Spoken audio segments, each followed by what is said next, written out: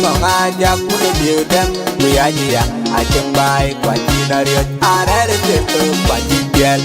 Ye pano batong banaru Ye pano batong banret Kuniti ngong aja kuno diudem Kuyaji ya aceng bai kwa china riot arere teto kwa jipiel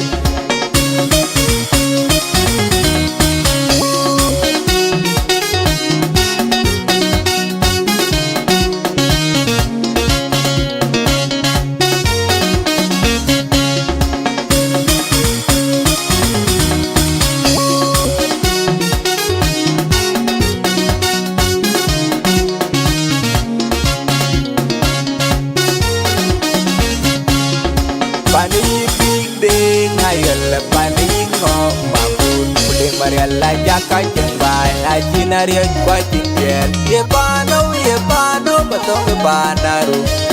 Ye pano batong banret Kuniti ngong aja kune diudem Kuyaji ya aceng bai kwa jina riot arere teto kwa jipiel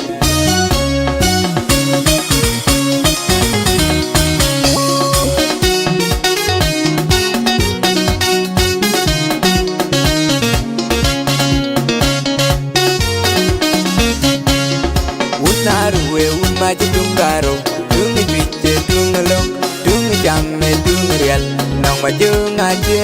mola nagara ngajak jole madita ton maj bai panda Ye pano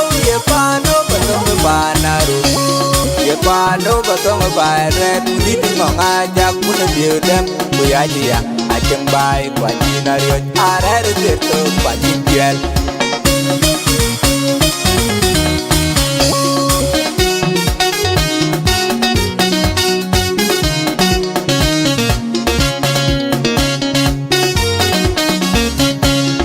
Pana jaga dape panjeng Unai kuru mareng makwaca kudiare panjeng Panda jingli huk na kolong kayu bai Na korban kayu bai panda Ye pano batong banaru Ye pano batong banret Kuniti ngong ajak kuno diudem Kuyaji ya aceng bai kwa china riot arere teto kwa jipiel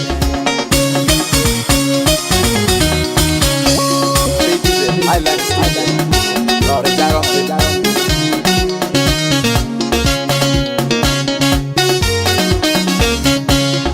Pana jaga dape panjeng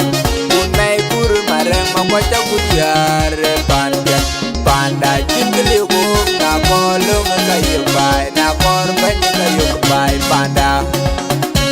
Jal barge Ngong mabil